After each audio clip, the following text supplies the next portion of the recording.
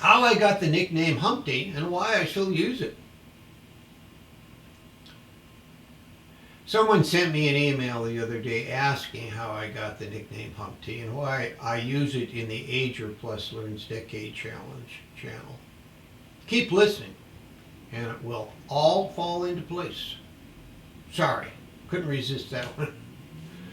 With a name like Humphrey, I have always been fair game for nicknames.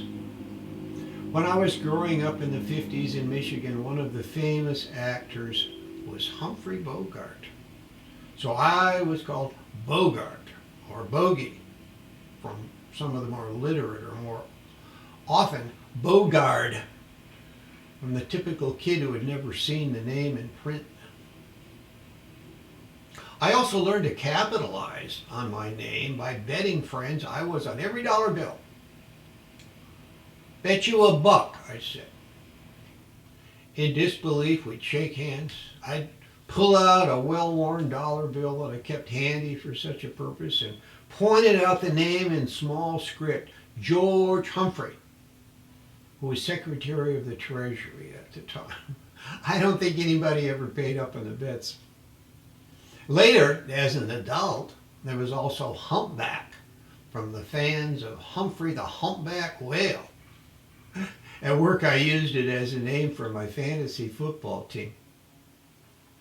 In the Marines, in my earlier days, I was called Humper by those who had things in mind other than movie stars or large swimming mammals.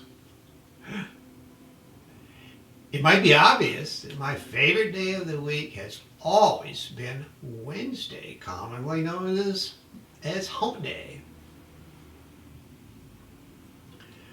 Before I reveal the true origin of the nickname Humpty, I will remind those not familiar with the nursery rhyme of the story of Humpty Dumpty, who fell off a wall and all the king's men could not put him together again.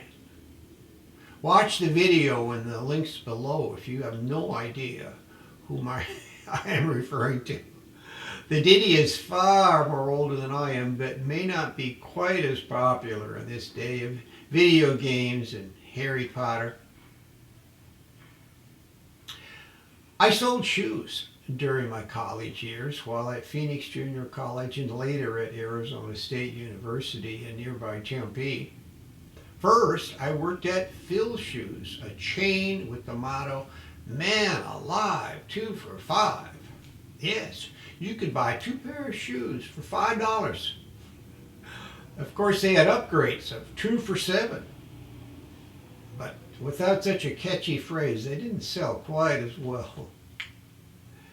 Later, about 1966, when I was a junior psychology student at ASU, I moved up the salesman status level for a job at a women's shoe store, Baker Shoes. Might even be around as leads in some parts of the country. This was in Park Central, the classiest place to shop in Phoenix at the time. We were right next door to an Anchor Goldwater store.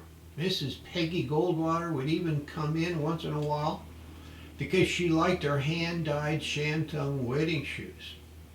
Must have cost at least $8 or $10 a pair in those days. Not sure if her husband, former presidential candidate Barry Goldwater, approved of her change of shopping preference. Probably didn't tell him. I know it's taken a while to get to the real story. I got lost in some other memories. Back to my Baker shoe store and my nickname, Humpty. Sometimes in the evenings after the store manager had gone home and just before closing, it was pretty quiet and the salesmen, all men in those at that time in suits and ties, were looking for a little excitement. They were bored, maybe a little discouraged because they hadn't earned the commissions they'd hoped for. It was my job to offer a little entertainment. I would take about a dozen empty shoe boxes and stack them in 2 piles in front of my face, about 3 or 4 high, so I couldn't see where I was actually heading. Another salesman would put a stool out there in the aisle. the direction that I was moving towards. I would walk by a small group of customers trying on shoes and with a great fanfare just stumble over the stool and collapsed in front of them with great fanfare, moaning and rolling as I hit the deck, and empty shoe boxes went sailing down the aisle. I would struggle to get up and rub my knee and complain about torn ligaments and muscles. Customers would gasp and say things like, "Are you okay, young man? Do you need help?" We usually waited for some older women to be present before the performance, since the younger girls would merely laugh and call me an idiot, knowing full well it was staged for their benefit. Of course, I would play the fall for all it was worth, barely managing to get up, limp around picking up boxes, and thank the dear ladies for their concern. It wasn't long after that before my last name of Humphrey became Humpty, because of the submerged chuckles and entertainment value the other salesmen derived from the exhibition. I guess they remembered their early childhood when Humpty Dumpty and his legendary fall was part of their cultural legacy.